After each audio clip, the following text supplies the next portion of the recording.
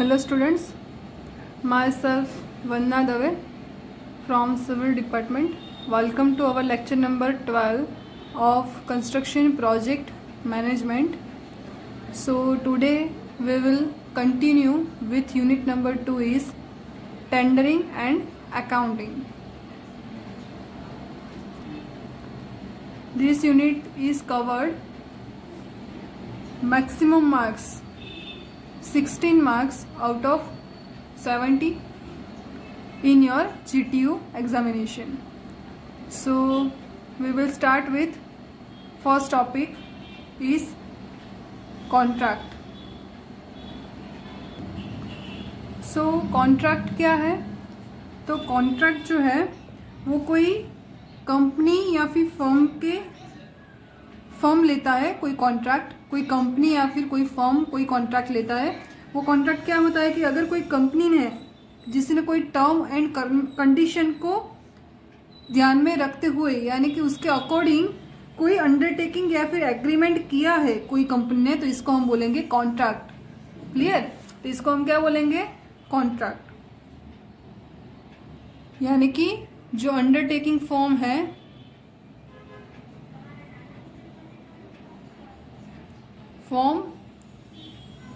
और जो एग्रीगेट है या फिर एग्रीमेंट है तो उसको हम बोलेंगे कॉन्ट्रैक्ट। क्लियर? उसको हम क्या बोलेंगे? उसको हम बोलेंगे कॉन्ट्रैक्ट। तो ये है कॉन्ट्रैक्ट। तो कॉन्ट्रैक्ट कौन लेता है कि कोई भी अगर आपके पास कंपनी है या फिर कोई फर्म है या फिर कोई भी गवर्नमेंट है, वो क्या करता है कोई भी टर्म एंड कंडीशन को ध्यान में रखते हुए यानी कि उसके अकॉर्डिंग जो भी टर्म एंड कंडीशन है उसके अकॉर्डिंग कोई अगर अंडरटेकिंग फॉर्म या फिर एग्रीमेंट करता है तो इसको हम बोलेंगे कॉन्ट्रैक्ट। क्लियर? तो ये आपका हो गया। सबसे पहले जो टर्म था वो है कॉन्ट्रैक्ट, जिसमें हमें याद रखना है अंडरटेकिंग फॉर्म एंड और एग्रीमेंट।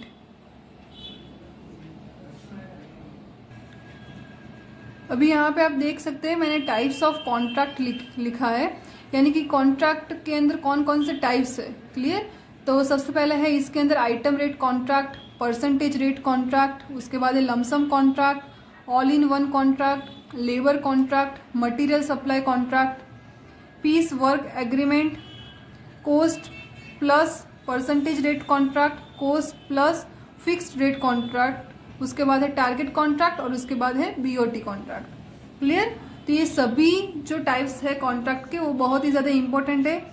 आपके एग्जाम में 2 या फिर 3 मार्क्स के अंदर कोई भी एक डिफाइन करने को भी बोल सकता है या फिर टाइप्स ऑफ कॉन्ट्रैक्ट भी लिखने को बोल सकता है। तो ये आपका एक इंपॉर्टेंट क्वेश्चन रहेगा, types of contract. So students, हम सबसे पहले देखेंगे आइटम रेट कॉन्ट्रैक्ट क्या है।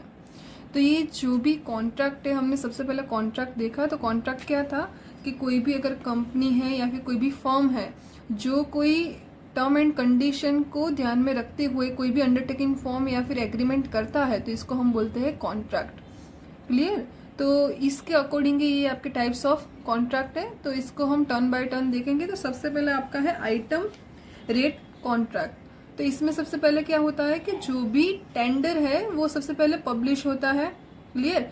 अब जो कॉन्ट्रैक्टर है वो क्या करता है, तो जो कॉन्ट्रैक्टर है वो टेंडर, अगर यहाँ पे लिखूं मैं तो कॉन्ट्रैक्टर क्या करता है, टेंडर को फिल करता है।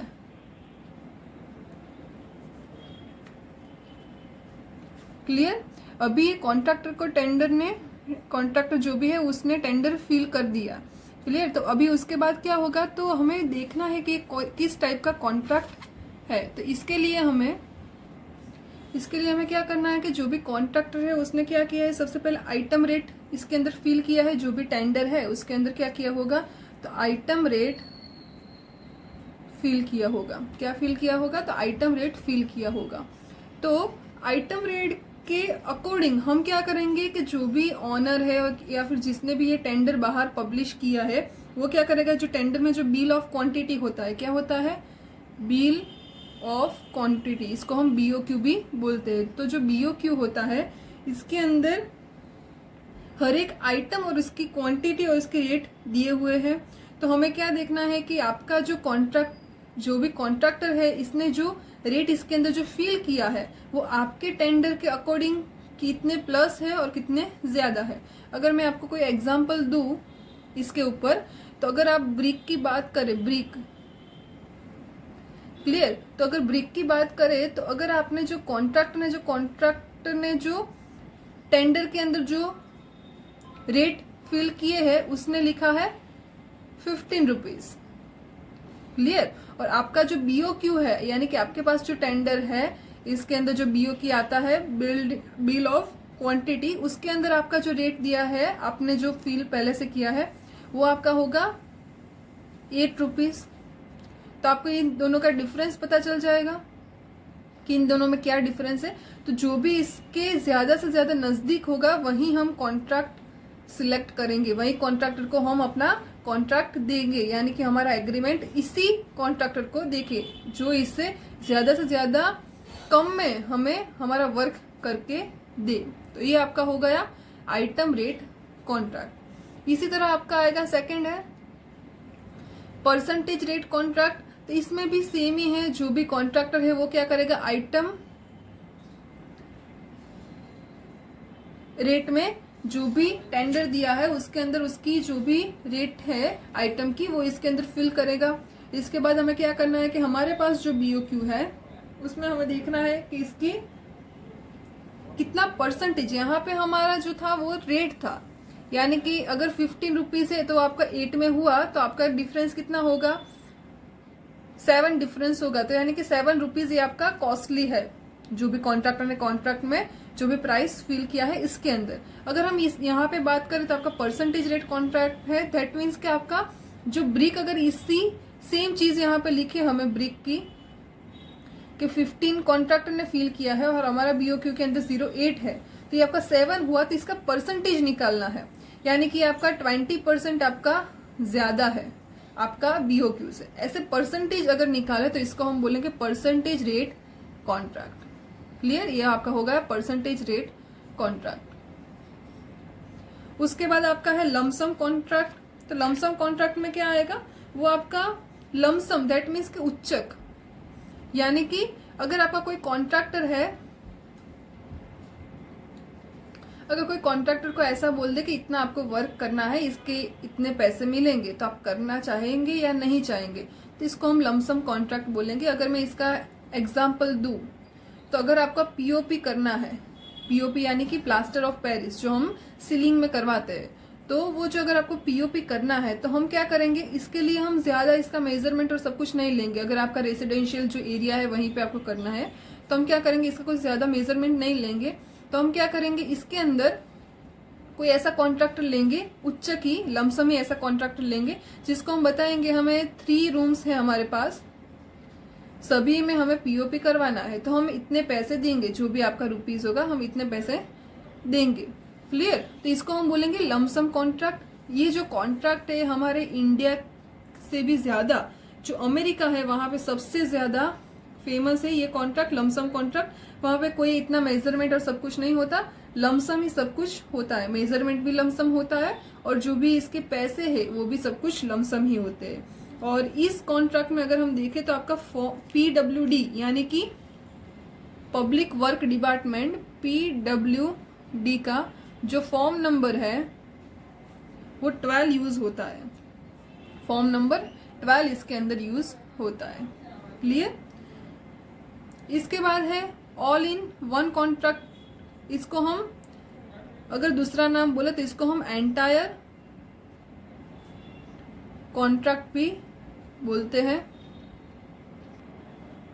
जिसके अंदर क्या आएगा कि जो भी ऑनर है या फिर जो भी मालिक है वो क्या करेगा कि उसकी जो भी फैसिलिटी उसको चाहिए, यानी कि अगर उसको कोई रेसिडेंशियल बिल्डिंग बनाना है या फिर उसके लिए ही अपना घर बनाना है, रेसिडेंशियल अपार्टमेंट बनाना है, तो वो क्या करेगा, तो सबसे पहले अगर हम कोई टेंडर बाहर निकालते हैं तो उससे पहले हम क्या करते हैं, सर्वे करते हैं, जो भी डिजाइनिंग है वो करते हैं, और जो कंस्ट्रक्शन का जो पार्ट है वही कॉन्ट्रैक्टर करता है।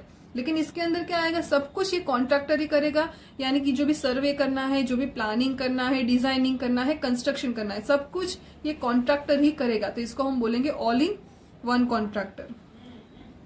उसके बाद आपका है लेबर कॉन्ट्रैक्टर। तो लेबर कॉन्ट्रैक्टर के अंदर क्या आएगा कि जो भी ऑनर है वो सभी मटीरियल्स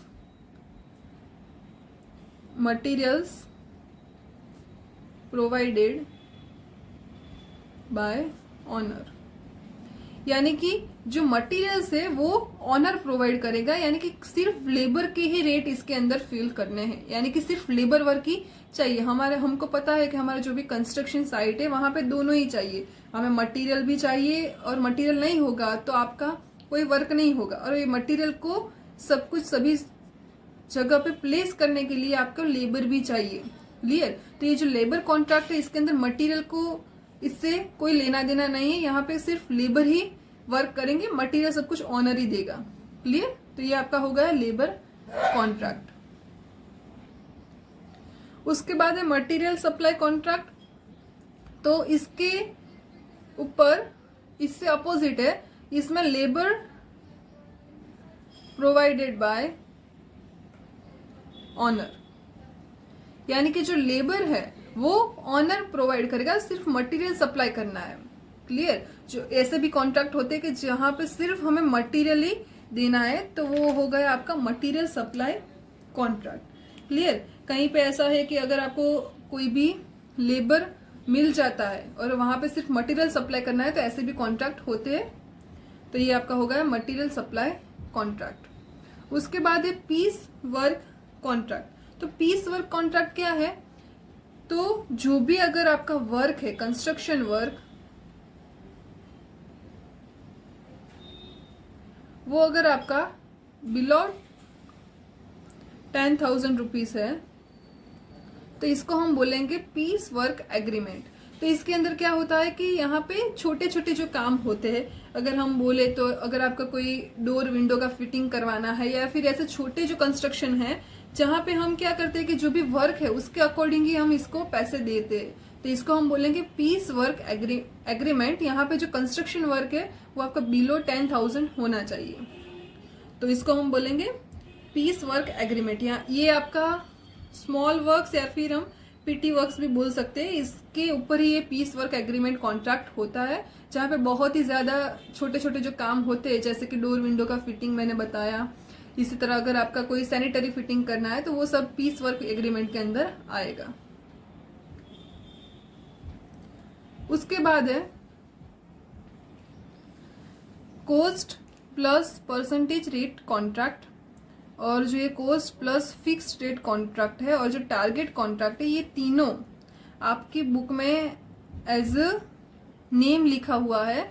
यहाँ पे कोई इसको मेंशन या फिर डिफाइन नहीं किया है कि इसके अंदर क्या आएगा, इसके अंदर क्या आएगा।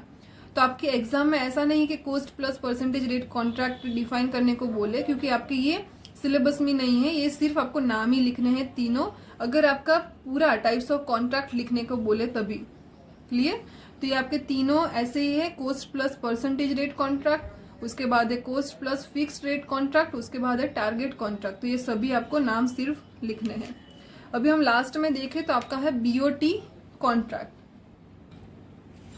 तो बीओटी कॉन्ट्रैक्ट है, इसका जो फुल फॉर्म है वो है आपका बिल्ड ऑपरेट ट्रांसफर।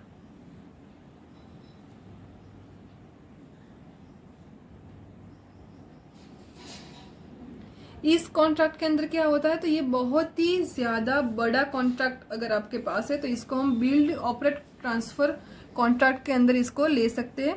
तो इसके अंदर क्या होगा कि कोई भी अगर कॉन्ट्रैक्टर है वो क्या करता है, सबसे पहले कोई बड़ा कॉन्ट्रैक्ट लेता है। जैसे कि अगर मैं आपको एग्जांपल दूं तो जो भी आपका रोडवे है, रोडवे, एक्सप्रेसवे, इस टाइप का ये कॉन्ट्रैक्ट लेता है। क्लियर? और उसके बाद क्या करता है कि जो भी प्रोजेक्ट का जो भी आपका अप्रोक्सीमेट जो भी कॉस्ट है उसको इसके अंदर इंक्लूड करता है, यानी कि इस कॉस्ट को इसको लेने के लिए वो टोल टैक्स इसके ऊपर अप्लाई करता है। तो हमने कई जगह पे देखा है कि हमारा अगर एक्सप्रेस वे है तो एक्सप्रेस वे पे क्या होता है कि टोल टैक्स लगा होता है, तो वो टोल टैक्स इसके अंदर ही जाएगा, बीओटी कॉन्ट्रैक्टर के पास ही जाएगा। क्लियर? और इसके लिए वो जो भी इसका रिपेयरिंग वर्क है वो यही कॉन्ट्रैक्टर फिर से करेगा। तो ये जो पीरियड है जहां पे टोल टैक्स हमें अप्लाई करना होता है वो पीरियड को हम बोलेंगे concession period. Concession period, clear, इसको हम बोलेंगे कंसेशन पीरियड। तो ये आपका रोडवे, एक्सप्रेसवे या फिर बहुत ही ज्यादा बड़े कॉन्ट्रैक्ट है, इसको हम बीओटी कॉन्ट्रैक्ट के अंदर इंक्लूड करेंगे। अभी हम देखेंगे टेंडर। तो ये टेंडर क्या है? तो टेंडर ये है कि अगर कोई ऑनर है वो क्या करता है कि ऑनर को कोई अगर वर्क करना है तो इसके लिए वो क्या करेगा कि जो वर्क करना है उसके लिए क्या मटेरियल्स चाहिए, क्या रेट चल रहे हैं, क्या टाइम लिमिट होगी इसकी, इस सब के अकॉर्डिंग वो एक एग्रीमेंट बनाता है या फिर ऐसा एक टेंडर बनाता है। टेंडर तो नहीं बोलते लेकिन इसको एक अंडरटेकिंग फॉर्म बनाता है, तो इसको हम बोलेंगे टेंडर। जो पब्लिश करता है, एडवर्टाइजमेंट भी बोल सकते हैं, एडवर्टाइजमेंट, तो इसको हम बोलेंगे टेंडर। यानी कि अगर कोई ऑनर है उसको क्या करना है, तो उसको कोई कॉन्ट्रैक्टर चाहिए कि जो इसका वर्क अच्छी तरह से कर सके, तो इसके लिए उसको क्या करना होगा, तो टेंडर बाहर पाड़ना होगा। तो इसके लिए वो क्या करेगा कि जो भी मटेरियल है, रेट है, क्या टाइम लिमिट के अंदर उसको वो वर्क कंप्लीट करना है, वो सब कुछ जो भी फैक्टर्स है उसको ध्यान में रखते हुए वो एक एडवर्टाइजमेंट करेगा, तो इसको हम बोलेंगे टेंडर, क्लियर। और इसके बाद है टेंडर नोटिस। तो जो इसने एडवर्टाइजमेंट बना दिया है या फिर जो एग्रीमेंट अगर बोले तो एग्रीमेंट बना दिया है, उसको अगर पब्लिश करे कहाँ पे पब्लिश करेंगे, तो वो आपका न्यूज़पेपर होगा, न्यूज़पेपर या फिर ऑनलाइन, क्लियर। कहीं पे भी पब्लिश करके वो कॉन्ट्रैक्टर को इनवाइट करता है कि हमारा टेंडर देखिए और हमारे पास आइए, तो इसको हम बोलेंगे टेंडर नोटिस, जिसके अंदर जो भी वर्क है उसका, वर्क के मटेरियल का रेट फिल करना होता है। इसके अंदर क्या होता है, मटेरियल का रेट फिल करना होता है। तो ये आपका हो गया टेंडर नोटिस। अभी इसके बाद हम देखेंगे ईएमडी एंड एसटी। अगर हम ईएमडी देखें तो ईएमडी का फुल फॉर्म होगा अर्निएस्ट मनी डिपॉजिट, और जो एसडी है इसका फुल फॉर्म होगा सिक्योरिटी डिपॉजिट। तो इसका फुल फॉर्म मैं सबसे पहले यहां पे लिखेंगे, अर्निएस्ट मनी डिपॉजिट, और ये है सिक्योरिटी डिपॉजिट। तो यहाँ पे ईएमडी क्या है, तो अर्निएस्ट मनी डिपॉजिट है और ये सिक्योरिटी डिपॉजिट है। अगर मैं आपको ओवरव्यू इसको दूं तो जो ईएमडी है वो ऑलवेज आपका, अगर टेंडर आपने फिल किया है तभी आपको ईएमडी देनी है, और अगर आपका टेंडर पास हो गया और आपको कॉन्ट्रैक्ट मिल गया है तभी आपको सिक्योरिटी डिपॉजिट देनी है। यानी कि आपका बिफोर टेंडर होगा और आपका आफ्टर टेंडरिंग होगा, क्लियर। तो ईएमडी के अंदर सबसे पहले क्या होगा, तो मैंने जो बताया वो वही को, जो भी कॉन्ट्रैक्टर है उसको टेंडर के साथ ही ईएमडी देना है। तो विथ टेंडर यानी कि टेंडर के साथ ही इसको जो भी पैसे है ईएमडी की, जो भी अमाउंट रखी हुई है ऑनर ने, वो इसको विथ टेंडर देना है। अगर एसटी की बात करें तो आफ्टर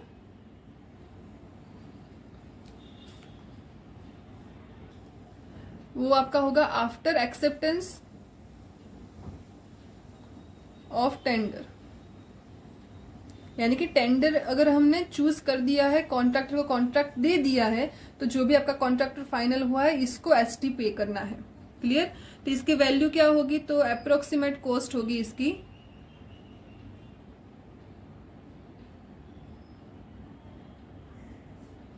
कॉस्ट 1 to 2%, और इसकी जो अप्रोक्सीमेट कॉस्ट होगी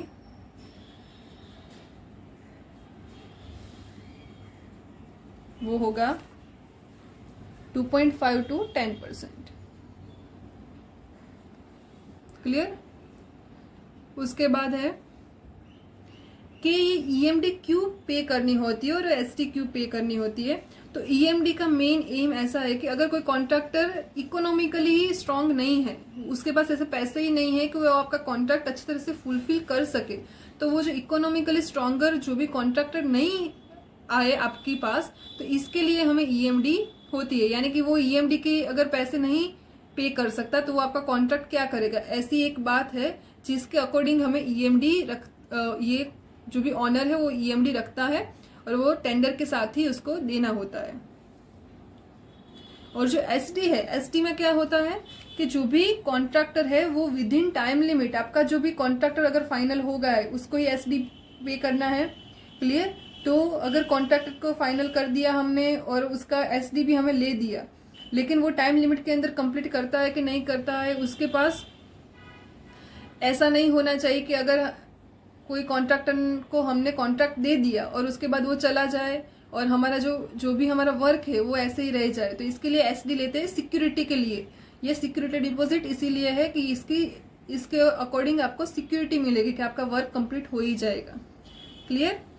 और उसके बाद अगर लास्ट पॉइंट देखें तो ईएमडी जो है वो अगर आपके पास आपका जो टेंडर अगर पब्लिश हुआ, इसमें आपका 10 कॉन्ट्रैक्टर्स ऐसे आए जिस सभी ने ईएमडी पे किया और इसको टेंडर फिल किया। क्लियर। तो अगर हम इन्हें 10 में से कोई भी एक ही, जो भी आपका C1 अगर हम मैं मेंशन करूं, C1 C2 C3 ऐसे C10 तक, तो अगर C1 आपका सिलेक्ट हो गया है, क्लियर, और उसके पास से हमने क्या ले लिया, सिक्योरिटी डिपॉजिट ले लिया। क्लियर। तो अगर आपका जो C1 है उसके पास से हमने सिक्योरिटी डिपॉजिट ले लिया, तो आपका जो C1 से जो था, यानी कि C2 से आपका C10 तक का सभी का जो ईएमडी है वो उसको वापस दे देंगे। क्लियर। उसका ईएमडी उसको वापस ही दे देंगे, वो हमारे पास नहीं रखेंगे। और अगर हम एसडी की बात करें तो एसडी में क्या होगा कि आपका अगर वर्क टाइम लिमिट अगर आपके वर्क की 2 ईयर्स थी, तो 2 ईयर्स जो भी कॉन्ट्रैक्टर था C1 उसने बहुत अच्छी तरह से कॉन्ट्रैक्ट किया और बहुत अच्छी तरह से उसने पूरा ही कंस्ट्रक्शन वर्क कंप्लीट कर दिया। तो 2 ईयर्स के बाद भी आफ्टर 1 ईयर